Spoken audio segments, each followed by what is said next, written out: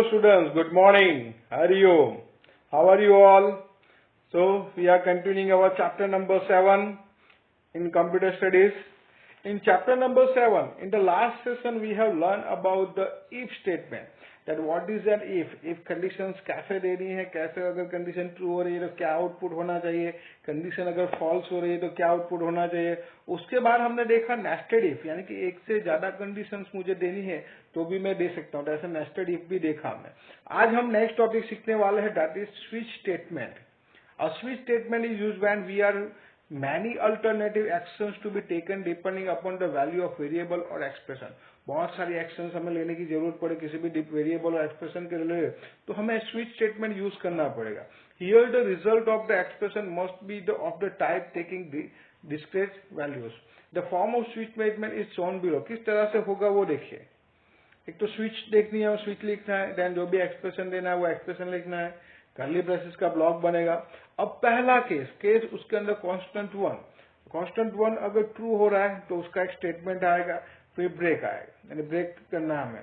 फिर दूसरा केस अगर वो नहीं हो रहा है तो फिर दूसरे केस में जाएंगे, उसका कांस्टेंट टू है तो उसका स्टेटमेंट टू होगा और उसका ब्रेक होगा. इस तरह से ऐसे जितने भी है उतने केस स्टेटमेंट हम डिजाइन कर सकते. Case, constant and statement and break. Then default, last में आपको एक डिफॉल्ट स्टेटमेंट देना है जिसके थ्रू वो डिफॉल्ट एक भी कोई भी एक होगा, वो डिफॉल्ट यहाँ पे आ जाएगा. In switch statement the test expression should be of the type byte, character, short or integer. It can also be a enum data type, not discussed here. When executing switch statement, the value of the test expression is compared with and each of the case values in turn from case 1 onwards. If a match is found, the respective case statements not necessarily a block are executed. If no match is found, the default statement is executed. Last में जो default होगा वो execute हो जाएगा. The default is optional. So if there is no match in any of the cases, default doesn't exist. The switch statement completes without doing anything. Note that break statement used after each case is not mandatory. Use of break statement is to break the switch statement, jump to the first statement after the end of the switch. किस तरह से use होता है देखिए, मैं आपको एक example दे देता हूँ स्विच का. फॉर एग्जांपल आप कॉल करते हो, कस्टमर केयर पे कॉल किया आपने, तो कस्टमर कॉल पे कॉल करते हो ना तो आपको ये आता है कि if you want to speak in English press 1, if you want to speak in Hindi then press 2, if you want to speak in Gujarati then press 3. तो ऐसे डिफरेंट आपको नंबर्स दिए जाएंगे और उसमें लैंग्वेज सेट की जाती है. तो यहाँ पे ये स्विच स्टेटमेंट यूज करते हो. स्विच में एक्सप्रेशन दे दी है, देन केस 1 यानी कि हम जो 1 प्रेस करेंगे तो क्या you can speak in English, ऐसा एक मैसेज आ गया. Then break. केस 2, यहाँ पे 2 पे क्या हो गया इन द हिंदी, तो you can speak in Hindi. तो इस तरह से केस 1, केस 2, केस 3, इस तरह से आप जितने भी चाहे उतने स्टेट कर सकते हो और उसके स्टेटमेंट बनाइए. तो मैंने एक एग्जांपल दिया आपको, ऐसे बहुत सारे आप डिजाइन कर सकते हो. जैसे फाइल डिलीट करना है, हमने लास्ट टाइम लिनक्स स्क्रिप्टिंग देखा था, तो लिनक्स स्क्रिप्टिंग के अंदर भी स्विच वाला पार्ट देखा था हमने. इसके अंदर हमने देखा था कि भाई केस 1 अगर आप 1 वैल्यू दे रहे हो तो भाई डायरेक्टरी बनेगी, यानी कि जो डायरेक्टरी है वो बनेगी हमारी. यानी अगर 2 दे तो फाइल बनाने के लिए आपको ऑप्शन मिलेगा, सीधा और रीनेम करने के लिए ऑप्शन मिलेगा. 4 एंटर करोगे तो आपको मूव करवा सकते हो, कॉपी करवा सकते हो. तो ऐसे बहुत सारे वैल्यू 1 देने पे ये होगा, वैल्यू 2 देने पे ये होगा. तो ऐसे बहुत सारे स्टेटमेंट्स आप डिजाइन कर सकते हो. तो इस तरह से स्विच स्टेटमेंट बनता है यहाँ पे. नेक्स्ट है रिपीटेटिव कंट्रोल स्ट्रक्चर, लूप जिसको बोला जाता है. मोस्ट इंपोर्टेंट, जितना इफ इंपोर्टेंट है उतना ही लूप भी इंपोर्टेंट है. Java supports 3 types of looping structure. एक है for loop, then while loop और तीसरा है डू व्हाइल लूप. तीनों में किस तरह से होता है देखिए. For loop syntax, for expression 1 then expression 2. अगर एक्सप्रेशन 2 ट्रू हो रहा है देन स्टेटमेंट 3 आएगा, देन एक्सप्रेशन 3 वर्क करेगा और फिर से वहां पे ऊपर जाएगा एक्सप्रेशन 2 चेक करेगा. अगर फॉल्स हो रहा है तो लूप से आप बाहर चले जाओगे. व्हाइल लूप में क्या होगा, व्हाइल लूप के अंदर पहला एक्सप्रेशन अगर ट्रू और स्टेटमेंट है तो हो जाएगा, फिर फॉल्स हो जाएगा. और डू व्हाइल के अंदर पहला स्टेटमेंट आएगा. डू व्हाइल में पूरा उल्टा है, उसमें पहला स्टेटमेंट आएगा फिर एक्सप्रेशन आएगा. अगर ट्रू हो रहा है तो फिर से वो स्टेटमेंट कंटिन्यू होगा और अगर फॉल्स हो रहा है तो आप एग्जिट हो जाओगे लूप से. तो इस तरह से पूरा होता है उसके अंदर. In for and while loop, text expression is evaluated first and the statement in the loop are executed if condition is true. These loops are entry controlled or pre-test loop construct. Here it is possible that statements in a loop are not executed at all. Exam में भी ये question आता है, याद रखिएगा कि for and while loop जो है वो एंट्री कंट्रोल या फिर प्री टेस्ट लूप उसको बोला जाता है। व्हाइल लूप जो होता है हमारा, when number of iterations are the predetermined, usually for loop is used. In this loop, all the three expressions are optional.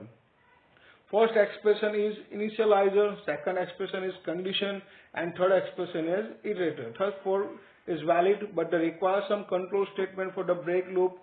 If break statement is not executed, it will result in infinite loop. अगर break नहीं दोगे तो infinite loop घूमती रहेगी, आपका programme कभी finish ही नहीं होगा। In do while loop, if evaluates the test expression after executing the statement is loop, it repeats the loop if the test condition is true. Thus do while loop is exit control या फिर post test loop construct है। while loop जो होती है वो entry control होती है, do while loop exit control होती है, या फिर उसको दूसरा भी नाम दिया गया है, while loop is a pre test loop और do while loop is a post test loop होती है उसके अंदर। इस तरह से वर्क करेगा उसके अंदर। यहाँ पे कुछ एग्जांपल्स भी दिए हैं, वो देखते हैं। For example integer values from 0 to 9 है तो उसको प्रिंट करवाना है, तो कैसे पूरी लूप घूमेगी और 0 to 9 प्रिंट होगा वो देखिए। सबसे पहले फोर लूप यूज कर रहे हैं हम। फोर लूप का एक एग्जांपल है कि पहली एक्सप्रेशन 1, इसमें दिया int i is equal to 0। I नाम का एक वेरिएबल ले रहे हैं, इंटीजर डेटा टाइप दिया उसको मैं वैल्यू असाइन कर रहा हूँ 0, यानी कि आई की वैल्यू अभी कितनी है, 0 है। अब दूसरे एक्सप्रेशन में जाएंगे, सेमीकोलन है ना, वहां से एक्सप्रेशन चेंज हो जाएगा। दूसरा एक्सप्रेशन जिसके अंदर कंडीशन होगी, पहला इनिशियलाइजर है, दूसरा कंडीशन है। कंडीशन के अंदर क्या कंडीशन चेक करवाओ, i इज लेस देन 10। आई की वैल्यू कितनी है अभी, 0 है, तो 0 इज लेस देन 10। अब एक्सप्रेशन क्या होगा, फोर लूप देखिए यहाँ पे एक्सप्रेशन 1 यानी इनिशियलाइजर में दिया हमने i इज इक्वल टू 0, फिर एक्सप्रेशन 2 आया जिसमें कंडीशन चेक की हमने, क्या कंडीशन दी, 0 i की वैल्यू लेस देन 10 तो 0 है, तो ट्रू है, तो सीधा स्टेटमेंट पे चले जाएंगे। यानी स्टेटमेंट क्या है, system dot out dot print LN और आई की वैल्यू प्रिंट हो जाएगी। आई की वैल्यू कितनी है, 0, तो 0 प्रिंट हो जाएगी। अब एक्सप्रेशन 3 पे जाएंगे हम, यहाँ पे देखिए स्टेटमेंट के बाद एक्सप्रेशन 3 आएगा, तो यहाँ पे एक्सप्रेशन 3 में क्या है, i प्लस प्लस यानी इंक्रीमेंट मिल रहा है, यानी 1 प्लस हो रहा है उसके अंदर, यानी अभी 0 थी तो 0 प्लस 1 यानी कि i की वैल्यू कितनी हो गई, 1 हो गई। अगेन कंडीशन चेक होगी, देखिए यहाँ पे फिर से घूम के क्या आएगा, स्टेटमेंट ट्रू हो रहा है तो इसलिए एक्सप्रेशन ट्रू पे आएगा। एक्सप्रेशन 2 में क्या है, i इज लेस देन 10। अब i की वैल्यू कितनी है, 1 है, तो 1 इज अगेन लेस देन 10, तो फिर से system dot out dot print LN में चला जाएगा और प्रिंट करेगा i की वैल्यू। अभी i की वैल्यू कितनी है, 1 है, तो 1 प्रिंट हो जाएगा। देन अगेन स्टेटमेंट 3, अरे सॉरी एक्सप्रेशन 3 जिसके अंदर i प्लस प्लस यानी 1 प्लस 1 यानी 2 हो गया, फिर से एक्सप्रेशन 2 में जाएगा जिसमें कंडीशन चेक करेगा, तो i की वैल्यू 2 है, अभी 2 इज अगेन लेस देन 10, तो प्रिंट कर लेगा i की वैल्यू यानी कि 2 यानी 0 1 2, ऐसे 3 4 5 6 7 8 9 तक प्रिंट हो जाएगा। 9 के जैसे ही 9 i की वैल्यू 9 है, 9 इज लेस देन 10, तो 9 की वैल्यू प्रिंट हो गई। फिर एक्सप्रेशन 3 पे जाएगा यानी 9 प्लस 1 यानी 10 हो जाएगा। अब एक्सप्रेशन 2 में जाएगा और 10 इज लेस देन 10, यहाँ पे कंडीशन फॉल्स हो जाएगी और आप लूप से बाहर हो जाओगे, यानी कि आपका प्रोग्राम यहाँ पे फिनिश हो जाएगा। यानी क्या हुआ, 0 से लेकर 9 तक वैल्यू आपकी यहाँ पे प्रिंट हो जाएगी। और system dot out dot print LN use किया, एक के नीचे एक ऐसे प्रिंट होगा। पहले 0 प्रिंट हुआ, फिर एलन यूज किया, यानी कि जो आप कर्सर नेक्स्ट लाइन में चला जाएगा उसके नीचे 1, उसके नीचे 2, इस तरह से प्रिंट होगा। तो फोर लूप में इस तरह से बनाया जाता है। Same procedure, same system, same thing follow करवानी है हमें व्हाइल लूप के अंदर। तो व्हाइल लूप में कैसे उसका बनेगा डिजाइन वो देखिए। तो क्या करना है व्हाइल लूप के अंदर, तो पहले int i is equal to 0, variable की वैल्यू हमें पहले ही दे दें, फोर लूप में हम उसके ब्लॉक में दे दे रहे, यहाँ पे पहले बाहर ही दे रहे int i is equal to 0।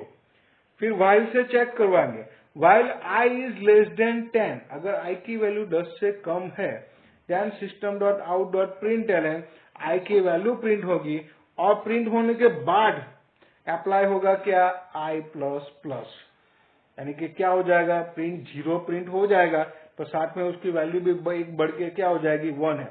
देखिए उसके बाद है हो रहा है, ये प्री नहीं है, पोस्ट है, उसके बाद इंक्रीमेंट हो रहा है उसका, यानी कि पहले वैल्यू जो है वो पुरानी वैल्यू पहले प्रिंट होगी। इंक्रीमेंट डिक्रीमेंट ऑपरेटर वाला वीडियो मैंने दिखाया आपको, वो देख लीजिएगा एक बार, तो आपको आइडिया आ जाएगा कि किस तरह से उसमें जो मैंने एक्सप्लेन किया कि किस तरह से इंक्रीमेंट और डिक्रीमेंट होता है, वो एक्सप्लेन किया। आई के आगे प्लस प्लस हो तो क्या होता है, आई के पीछे प्लस यानी इंक्रीमेंट पहले दिया जाए तो क्या होता है, बाद में दिया जा रहा है। उसका बहुत अच्छा एक्सप्रेशन दिया है मैंने, वो आप देख लीजिए, उसमें तो आपको आइडिया आ जाएगा कि उसके बाद वो इंक्रीमेंट होगा, यानी 0 प्रिंट होते ही उसके साथ साथ क्या हो जाएगी, आई की वैल्यू क्या हो जाएगी, 1 हो जाएगी। यहाँ पे वाइल लूप में देखिए, वाइल लूप में क्या कहता है, एक्सप्रेशन ट्रू स्टेटमेंट फिर से एक्सप्रेशन पे चला जाएगा, यानी कि वाइल लूप पे फिर से चला जाएगा। इस बार आई की वैल्यू क्या है, 1 है, तो 1 is again less than 10, print हो जाएगा 1, साथ में उसका इंक्रीमेंट भी हो जाएगा, यानी कि 1 + 1 यानी 2 हो जाएगा, यानी वो साथ में ही हो रहा है, वैल्यू भी प्रिंट करवा रहा है और साथ में इंक्रीमेंट भी मिल रहा है उसको। तो इस तरह से उसमें प्रिंट होता जाएगा। देन प्रिंट एलन यूज करके उसमें 1 प्रिंट हुआ, 2 प्रिंट हुआ, 3 प्रिंट, ऐसे कहां तक चलता जाएगा, 9 लास्ट में प्रिंट होगा। जैसे ही 10 आएगा तो 10 इज लेस देन 10, यहाँ पे एक्सप्रेशन हमारी क्या हो जाएगी, फॉल्स हो जाएगी और आप लूप से बाहर चले जाओगे। अब डू वाइल लूप है, डू वाइल लूप में पहला स्टेटमेंट आएगा, देखिए यहाँ पे डू वाइल लूप में कैसे करना है। INT इज इक्वल टू 0 तो हमने लेना ही है, पहला जो है वो उसके अंदर।